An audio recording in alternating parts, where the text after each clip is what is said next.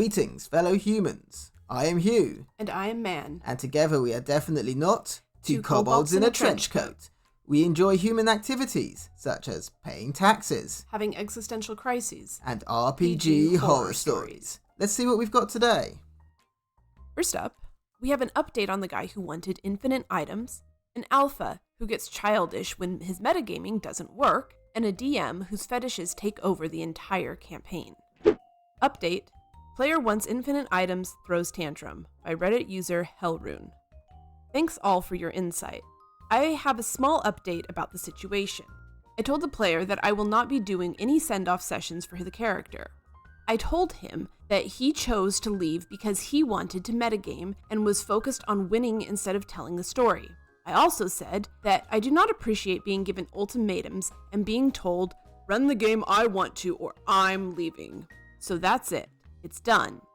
He told me, quick correction. The main reason I actually am leaving is because of the time zone difference / unhealthy hours. And said that he wasn't trying to be a power gamer, but it was about what was more fun for him. This actually made me even more irritated because I don't believe he can, in good faith, say that he would have quit the game yesterday if the topic of inventory management had never come up. When we were discussing the issue in DMs yesterday, he eventually got to the point where he said, I can't be bothered with this anymore. I'll leave the campaign. Then he made a long post to the group chat that he was leaving, and he gave inventory management and his spiel about it as reason number 1 for why he was leaving. I hesitate to use the term, but I did feel like he was trying to gaslight me about what happened in that moment in some attempt to placate me and make me feel like the circumstances around him leaving in the game were more acceptable somehow. It certainly had the opposite effect. Well, I think we know he's absolutely full of it. Yeah, so full of it, it's spilling over into our brains. Classic narcissistic behavior. It's clearly all about him. He's gaslighting the group and the DM.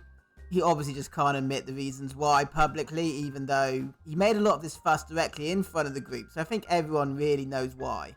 Yeah, well, and OP said that inventory management thing was his number 1 reason for leaving, and then turns around and tells the DM, oh no, it's just a time issue. Actually, that kind of reminds me of a bit of a joke. Yeah? Do you know where a mansplainer gets his water? Where does a mansplainer get his water? From a well, actually. Quick correction is basically translated to well, actually, there. Yeah, that definitely had mansplain vibes. Bro, just don't even try it.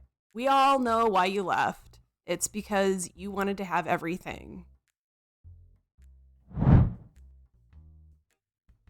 Alpha Gamer ruins the fun for everyone, by Reddit user Warden21. Years ago, I ran a Deathwatch D100 RPG set in the Warhammer 40k universe campaign. As I'd never run a campaign with this group before, I used a setting that they'd created and started an adventure from one of the source books. The campaign was only designed to be about 10 sessions long, as many of us were dipping our toes into our first ever RPG. People involved in this merry little adventure were DM, me, an occasionally bumbling but well-intentioned DM. Alpha, the guy in our group who considered himself the de facto leader and had to be the star of the show. Played a blood angel. Think Space Marine vampire, Assault Marine. Simp, the Alpha's best friend. Were it not for the fact they were both in relationships, I'd have assumed that Alpha and Simp were in a relationship due to the Simp's constant fawning all over Alpha. Played a Storm Warden. Angry Scotsman, Librarian Psyker. Innocent bystander number 1. The average normal member of our group and the only person who was just along for the ride and happy to be involved in the story. Played a Space Wolf, Viking, Librarian. Innocent bystander number 2. Another person who just wanted to play. He was friends with Simp and joined because he heard about it and always wanted to give it a go. Played an Imperial Fists.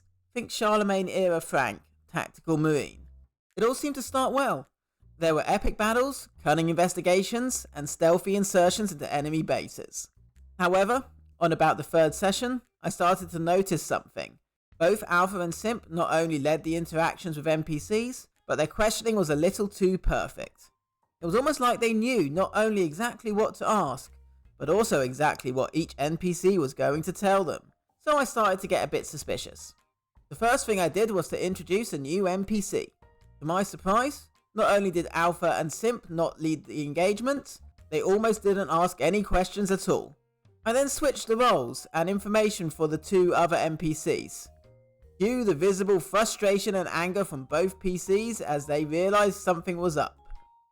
At this point, my suspicions were confirmed.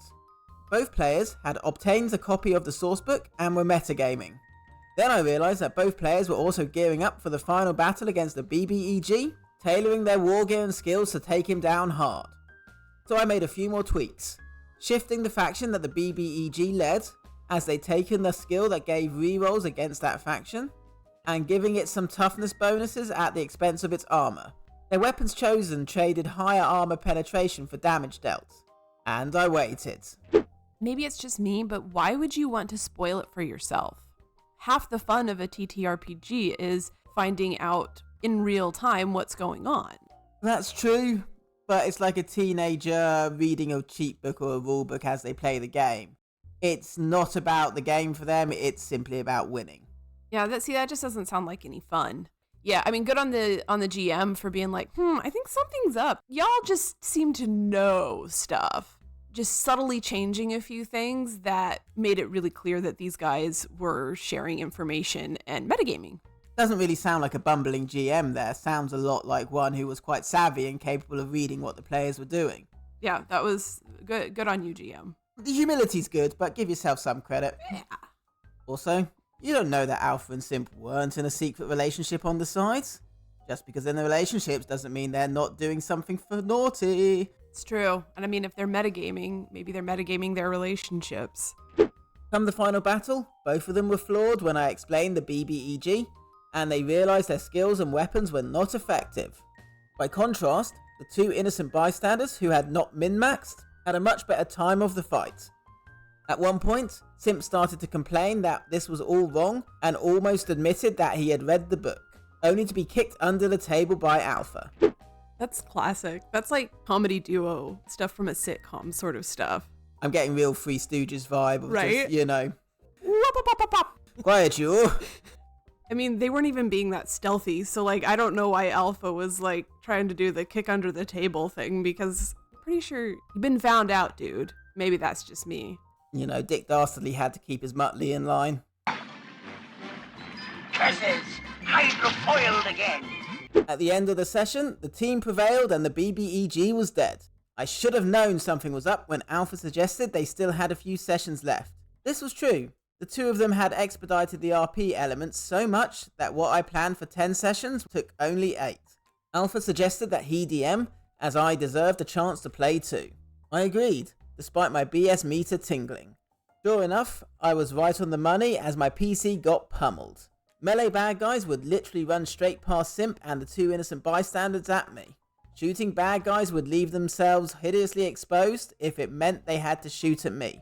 Worse still, Alpha wrote the ending so that the team died and the entire universe was doomed. It left such a bad taste in everyone's mouth that both the campaign ended and our friend group splintered within a few short weeks.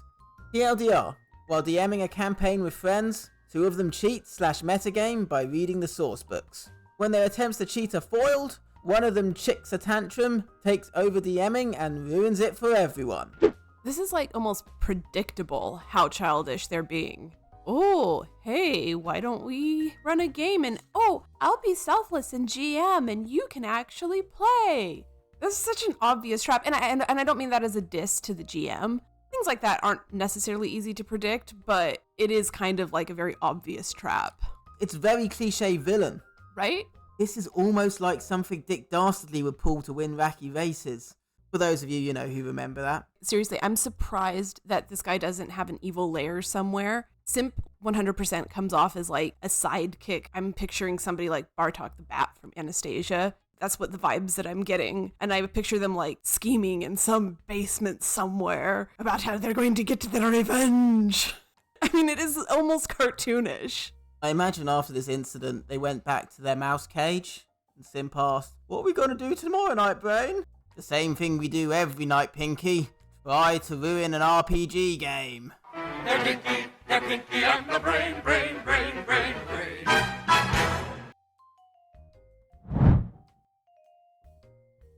I Don't Know How Much Longer I Can Handle DM's Poorly Disguised Fetish Game by Reddit user Lambda Chan.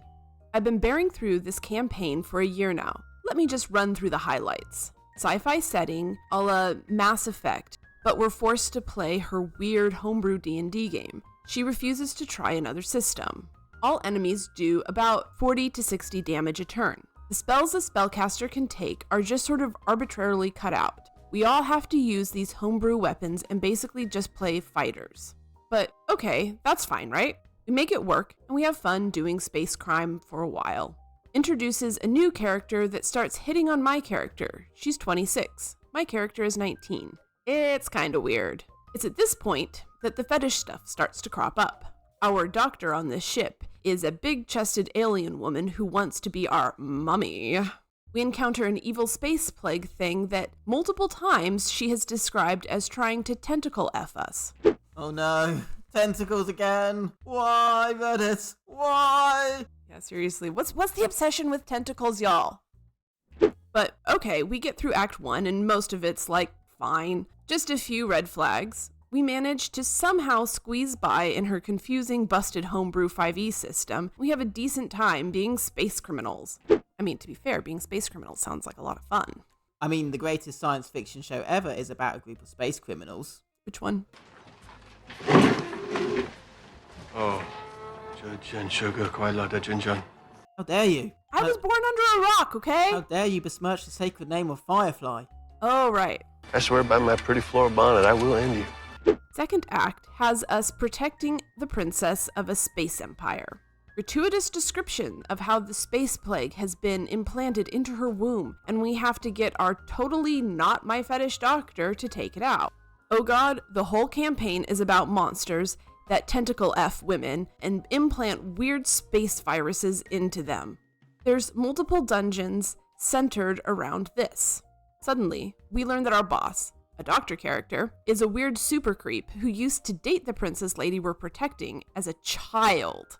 Dear God, I'm sorry for criticizing the balance issues. Can we please go back to space crime? This is all the campaign is about anymore. We meet a new fetish bait giant snake woman character. She plays the effing dance till you're dead song and then kills the princess after we finally started feeling a little bit bad for her. And now we're starting Act 3. I have no idea how much worse this can get. Her awful homebrew system can be at least a little fun when she's not totally overwhelming us with hundreds of enemies, but the story oscillates between grim, dark SA fantasy and obvious fetish bait, and it's so effing weird. I've played with this DM for years, and it has never been like this. I think she's just getting too comfortable. I fear what else waits in store for us. Why are you still there, OP? Why haven't you run for the hills ages ago?